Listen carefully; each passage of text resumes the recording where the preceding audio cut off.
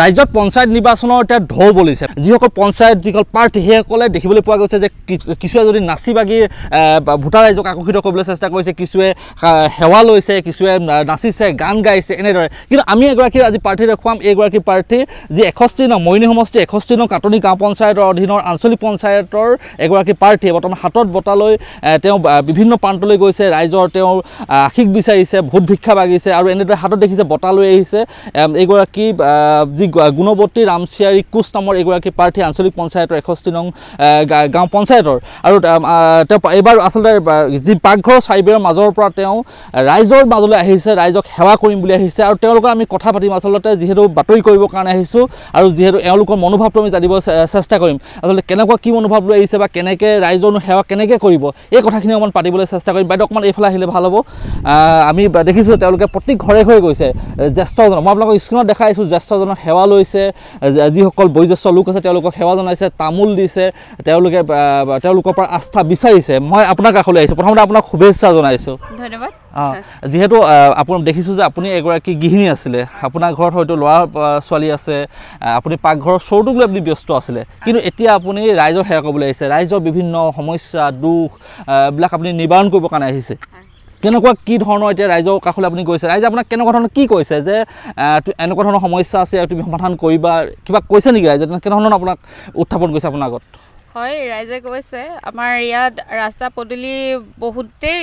বেয়া তো তেখেতলোকে ৰাস্তা পদূলিৰ কথা কৈছে আৰু আমাৰ জলযোগান ব্যৱস্থাও এতিয়ালৈকে ভাল হোৱা নাই সেয়াও কৈছে আৰু ষ্ট্ৰীট লাইটৰ কথাও কৈছে আৰু ইয়াত আমাৰ কৃষকসকলৰ মানে খেতি কৰিবলৈ যেতিয়া কৰে তেখেতলোকে ধানৰ দিনত তেখেতলোকৰ শস্য নষ্ট কৰেহি তেখেতলোকে ভালকৈ মানে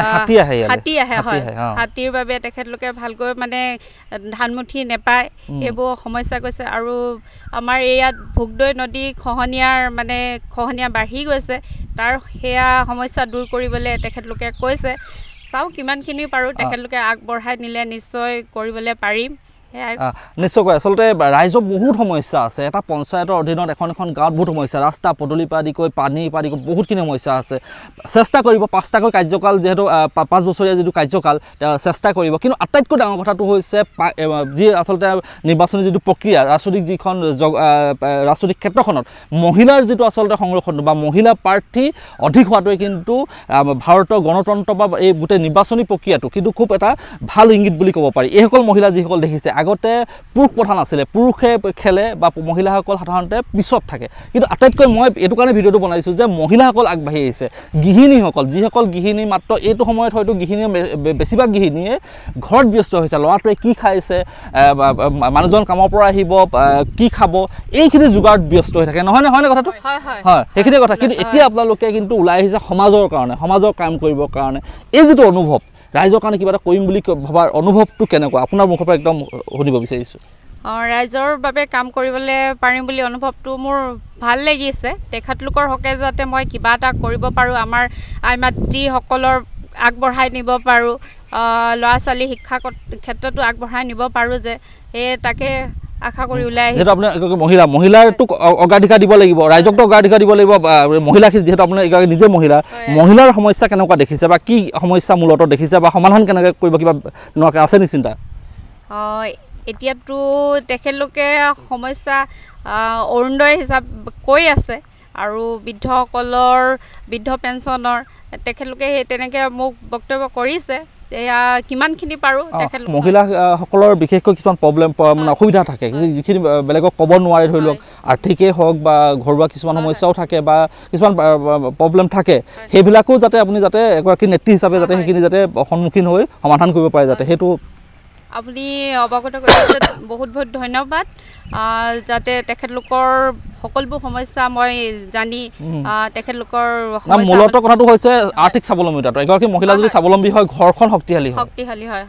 হয় যদি হয় ঘৰখন যদি শক্তিশালী হয় মহিলাগৰাকীৰ হাতত যদি এটা পুঁজি থাকে নহয় শক্তিশালী নহ'ব শক্তিশালী হ'ব কাৰণ অসমীয়া মহিলাবিলাক সকলো ক্ষেত্ৰতে পাকৈত ৰোৱা তোলা বোৱা কটালৈকে চবে কৰিলে মোৰ ফালৰ পৰা আপোনাৰ পৰামৰ্শ থাকিলে যে মহিলাসকলক আৰ্থিক স্বাৱলম্বিতাৰ ক্ষেত্ৰত সঠিক দিশটো যাতে আপুনি দেখাব পাৰে হয় কাৰণ চৰকাৰ বহুতখিনি আঁচনি আছে আছে তেখেতলোকৰ বহুতখিনি আঁচনি আছে সেই আঁচনিসমূহ মই তেখেতলোকক আহিলে আগবঢ়াই নিব পাৰিম যেন আশা কৰিছোঁ এতিয়া বাৰু কেনেকে কি আহে এতিয়া মই ক'ব নোৱাৰিম কিন্তু আপুনি যেতিয়া জয়ী হ'ম তেতিয়া সেইখিনি আপুনি ৰাইজৰ ওচৰলৈ লৈ যাব আগবঢ়াই নিম যেহেতু আপোনাৰ নামটো গুণৱতী ৰামচিয়াৰী কোচ এতিয়া গুণৱতীয়ে এই নিজৰ ৰাইজৰ কাম কৰাৰ যিটো গুণগত মানটো ৰাখিব লাগিব হয় নিশ্চয় নামেৰে আৰু কামেৰে একে হ'ব লাগিব হয় নিশ্চয়কৈ আপোনাক বহুত বহুত শুভেচ্ছা জনাইছোঁ আপুনি জয়ী হওক আপুনি ৰাইজৰ কাৰণে যিটো ওলাই আহিছে শেষত এটা কথা সুধিব বিচাৰিছোঁ ৰাজনৈতিক ক্ষেত্ৰখনলৈ নিজে ইচ্ছা কৰি আহিছেনে কোনোবাই আপোনাক পৰামৰ্শ দিলে নিজে ইচ্ছা কৰিয়ে আহিছোঁ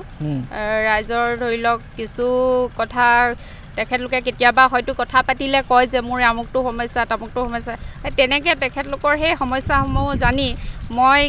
কেনেবাকৈ তেখেতলোকৰ অলপ সহায় কৰিব পাৰোঁ নেকি সেইভাৱে আগবাঢ়ি আহিছোঁ নিজে নিশ্চয়কৈ ধন্যবাদ জনাইছোঁ আৰু এনেদৰে দেখিলে যি মৰিয়নি আঞ্চলিক যি 61 নং যি আঞ্চলিক পঞ্চায়তৰ যিগৰাকী প্ৰাৰ্থী গুণৱতী ৰামচিয়াৰী কোচে এনেদৰে প্ৰচাৰ অভিযান চলাইছে আৰু তেওঁৰ পৰা মনৰ দুই এটা কথা আমি ল'বলৈ চেষ্টা কৰিলোঁ তেওঁক অলপ কথা পাতিলোঁ আৰু দুই এটা আমি পৰামৰ্শ তেওঁ আগবঢ়ালোঁ যাতে ৰাইজৰ হৈ কাম কৰে কিন্তু আটাইতকৈ মই ভাল কথা এইটোৱে মই কৈছোঁ যে পাকঘৰৰ চাৰি বেৰৰ মাজত থকা স্বৰূপ লৈ ব্যস্ত থকা মহিলাসকলে এতিয়া ৰাজনৈতিক নামিছে ৰাইজৰ সেৱা কৰিবলৈ আগবাঢ়িছে ই অতিকৈ এটা ভাল লগা দিশ আৰু ভিডিঅ'টো যদি আপোনালোকে উপযোগী বুলি ভাবিছে তেতিয়া লাইক কৰিব কমেণ্ট কৰিব শ্বেয়াৰ কৰিব আৰু মোৰ ইউটিউব চেনেলটো ছাবস্ক্ৰাইব কৰি ৰাখিব ধন্যবাদ